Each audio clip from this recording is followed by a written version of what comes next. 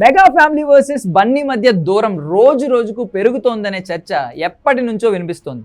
అప్పుడెప్పుడో పవన్ కళ్యాణ్ పేరు చెప్పను బ్రదర్ అని బన్నీ అన్నప్పుడు స్టార్ట్ అయిన రచ్చ ఆ తర్వాత కంటిన్యూ అవుతూనే ఉంది. తర్వాత చిరు బర్త్డే సెలబ్రేషన్స్కు దూరంగా ఉన్నాడు బన్నీ. చెర్రీ బర్త్డేకు కనీసం విష్ కూడా చేయలేదు. ఆ తర్వాత ఏకంగా పవన్ కళ్యాణ్ ప్రత్యర్థి పార్టీ కోసం పనిచేశాడు.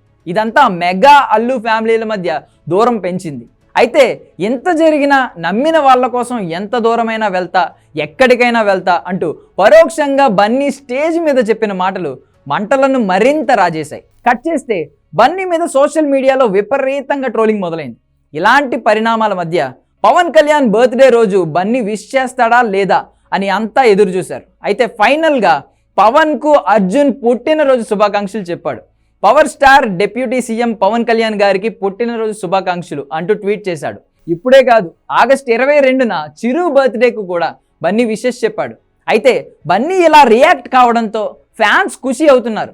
మెగా అల్లు ఫ్యామిలీల మధ్య వైరానికి ఇక తెర పడినట్టే అని ఫ్యాన్స్ అనుకుంటున్నారు. వైసీపీ అభ్యర్థి శిల్పా రవి కోసం బన్నీ ప్రచారం చేసిన తర్వాత మెగా అల్లు కుటుంబాల మధ్య యుద్ధం జరిగినట్లు టాక్ నడిచింది.